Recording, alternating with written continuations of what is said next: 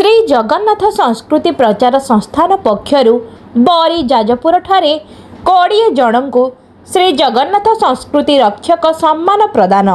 माँ जंजाली पीठ रंभा बरी जाजपुर ठारे श्री जगन्नाथଙ୍କ कथामृत कार्यक्रम रे जगन्नाथ संस्कृति पाई उल्लेखनीय कार्य करुथुबारु 20 जन को श्री जगन्नाथ संस्कृति रक्षक सम्मान रे संबर्धित करा जायछि।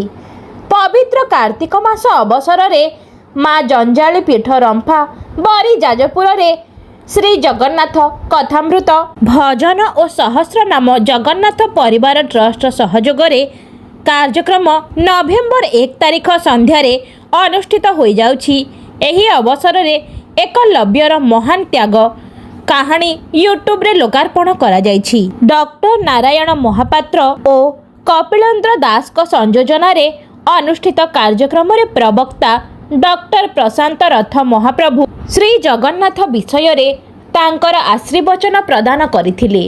प्रथमे भगवान दास, त्रिलोचन नायक, अक्षय साहू, बंशीधर नायक, विजय पंडा, शरद महापात्र, भारती भूषण पट्टनायक, श्रीनिवास राव, चैतन्य नायक और जगन्नाथ परिवार ट्रस्ट सहयोग रे श्री जगन्नाथ सहस्र नाम महालक्ष्मी अष्टकम बोला जाई भजन करा जाइथिला। एही अवसर रे श्री जगन्नाथ संस्कृति प्रचार संस्थान पक्षरु सेही अंचल जगन्नाथ प्रेमी मानंकु श्री जगन्नाथ संस्कृति रक्षा पाई उल्लेखनीय कार्य करुथुबारु श्री जगन्नाथ संस्कृति रक्षक सम्मान प्रदान करा जाइथिला। एही परि कार्यक्रम आगामी दिन रे ओडिशार प्रत्येक अंचल रे धीरे धीरे करा जाई जगन्नाथ प्रेमी मानंकु एही सम्मान प्रदान करा जिवो।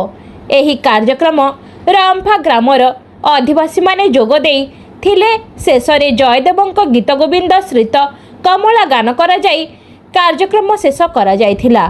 डॉक्टर नारायण महापात्र श्री जगन्नाथ संस्कृति प्रचारक श्री जगन्नाथ प्रचार संस्थान इंडिया भुवनेश्वर ओडिशा।